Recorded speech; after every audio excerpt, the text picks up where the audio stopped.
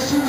Deus essa noite está dizendo para nós, é chegado o novo tempo, é chegado o novo tempo, é chegado o Senhor, o povo dessa mulher, a vida eu estou sentindo a unção de Deus aqui, somente aqueles que estão sentindo a unção de Deus aqui, levante a mão assim para cima, levante ela do que se bate, essa noite vai tocar a tua alma, vai tocar o teu espírito, você vai voltar a orar mais, você vai voltar a buscar mais, você vai voltar a ser o que era antes. Escute aqui, estou com essa mulher na necessidade de submeter uma alimentação saudável. O mesmo profeta disse que ela não passaria por isso.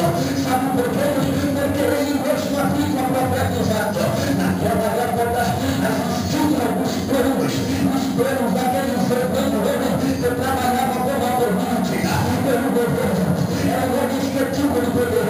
Só que esses homens existiam um lugar. E esse lugar onde esses homens estavam, eles não observavam a história daqueles que passavam por carência, a história daqueles que passavam por necessidade, a história daqueles que passavam por caminhos de morte.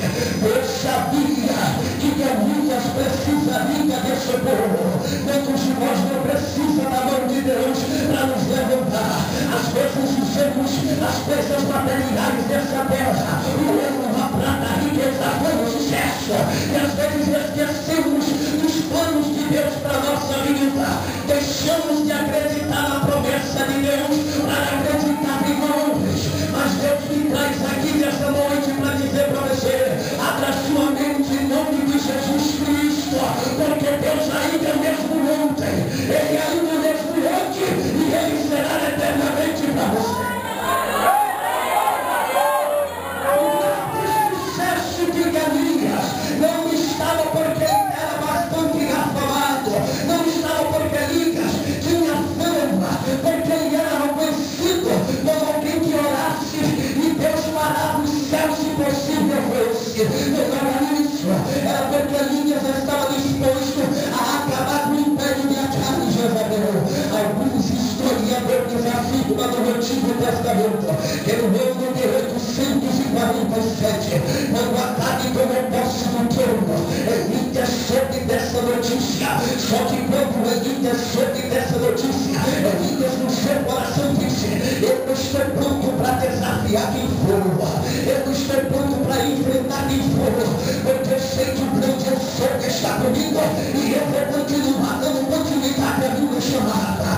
Vai, Elias, porque Deus é contigo. O texto diz que essa mulher tinha um filho, e o filho dela também veio a falecer-se. A mulher não observou Elias, diz para ele, eu sei que você é profeta, mas investiga a minha casa para me apontar e a causar as minhas iniquidades. Elias disse, eu não estou disposto a te acusar, porque eu sou profeta, e profeta que é profeta não acusa, profeta que é profeta não quer ver outro caminho, profeta que é profeta não quer ver outro no chão, puxar o tapete dele e tentar ver ele morto ministerialmente. O profeta Elias estava disposto a qualquer tipo de sacrifício. A palavra Elias significa que a fé é Deus.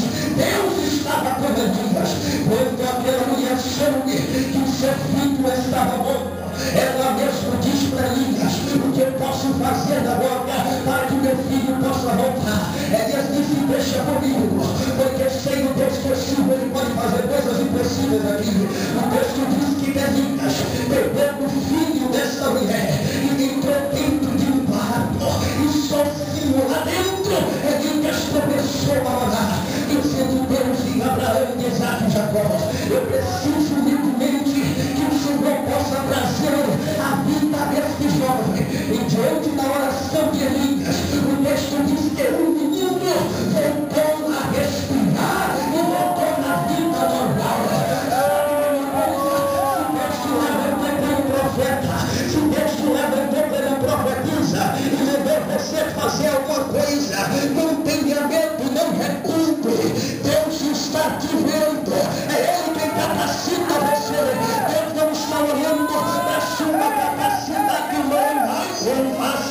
life on the inside. Eu estou sentindo a mão de Deus aqui. Eu estou sentindo o poder de Deus aqui. Eu estou sentindo a glória de Deus aqui. E sabe que uma coisa? Deus vai te incendiar no teu ministério hoje. Deus vai te levantar hoje, meu Deus. Deus vai te levantar hoje, homem. Depois que Elias observa que o menino já havia se levantado, ela mesmo olha para Elias e diz: eu tenho visto uma droga, que você de verdade é um profeta de Deus. Sabe o que eu aprendo aqui? Que nem todo mundo que está lá fora às vezes vai acreditar em uma simples mensagem. É claro que a palavra tem poder para libertar, mas às vezes é possível ensinar, e às vezes não tem intimidade com Deus. Os coxos levantarem, os cegos enxergarem, os paralíticos saltarem. Deus essa noite vai te dar poder. Você vai caminhar novamente. Eu creio! Eita! Escute, depois que Elias passa por eles, Elias fica sabendo que Acabe estava disposta a trazer sobre si também fama e poder. Ela também era conhecida, mas sabia também que Elias era o desvida de Gileade e estava disposto a estragar todo o seu império, toda a sua riqueza, a ponto do texto dizer que caminhando Elias, diz que Elias encontrou Acabe. Só que antes de Elias encontrar Acabe, existia um homem chamado Abadias, e esse Abadias era mordomo que trabalhava para Acabe. Esse foi aquele que escondia os profetas do Senhor, e de 50 em 50 eles colocavam dentro da caverna e sustentavam com pão de água. Homem temente a Deus, é difícil encontrar companheiros assim. Enquanto Acabe encontra-se com Elias, a história diz que a primeira palavra que Jonas fala para Elias, dizendo: és tu o perturbador de Israel. Elias disse: eu não sou o perturbador de Israel, mas tu e a casa de teu pai, que tem profanado os mandamentos que Deus havia estabelecido. A Bíblia diz que este mesmo homem, Elias, olhando para eles, diz: eu quero abrir essa aqui nessa oportunidade, um parâmetro, e esse parâmetro aqui vai ser um desafio entre mim e entre você, entre o seu Deus e o meu Deus. E é você que o Deus que respondeu ao fogo, esse será Deus na terra de Israel. Aqui homem corajoso, onde nós aqui teríamos a oportunidade de mandar o sol parar, onde nós aqui teríamos a oportunidade de falar segundo as suas palavras, que não vai dar chuva difícil, não encontramos mais homens com intimidade como antes. Sabe por quê? Porque eles viviam no rolo, eles viviam chegados. Nós hoje estávamos tentando fazer as nossas próprias posições e esquecemos que precisamos de ombro amigo, que precisamos de palavras positivas. Enquanto Elias estava tentando abrir um parênteses para acabar com toda a história, diz o texto que Acabe, que tinha a esposa Jezabel, e essa Jezabel que tinha um pai por nome de Maal, e esse de Maal que tinha um homem que ele servia chamado Astarte, que era um dos homens que perfeccionava os deuses da época. Eles derretiam o ouro e a prata no intuito de levantar um Deus.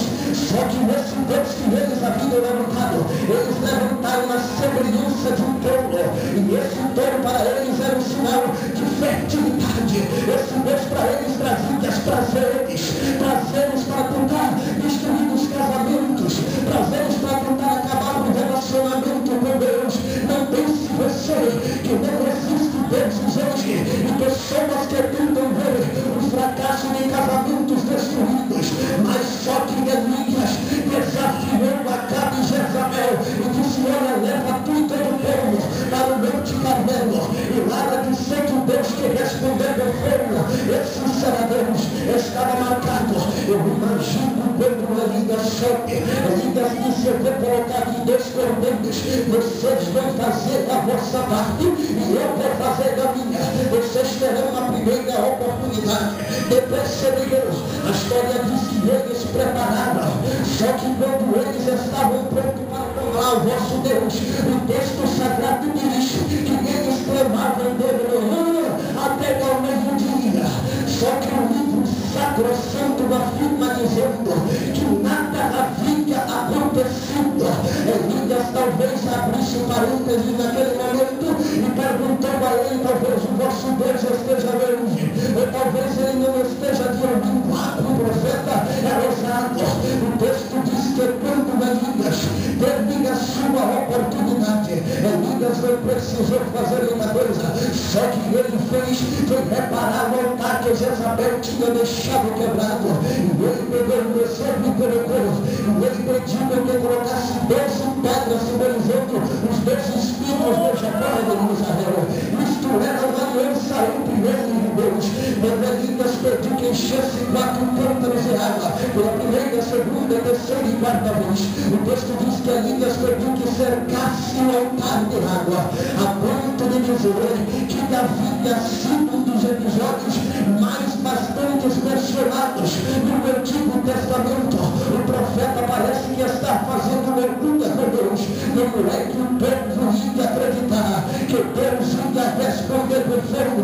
Ora, sabemos que Elias estava só no Monte Carmelo contra 800 profetas, sendo 450 profetas de Baal e 400 de Bezerra. Que profeta que intimidade com Deus a ponto de subir sozinho.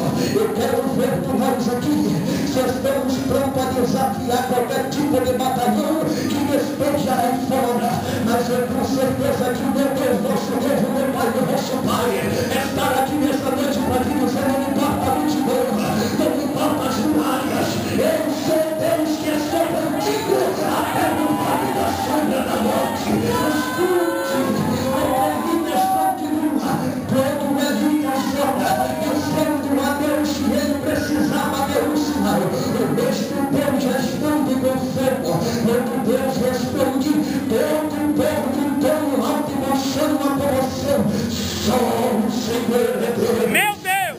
Só o Senhor é Deus. Sabe de uma coisa? Tem inimigos nossos que vão te ver por cima e eles vão ter que dizer: só o Senhor é Deus da vida dele. Só o Senhor é Deus da vida dela. Levante a mão.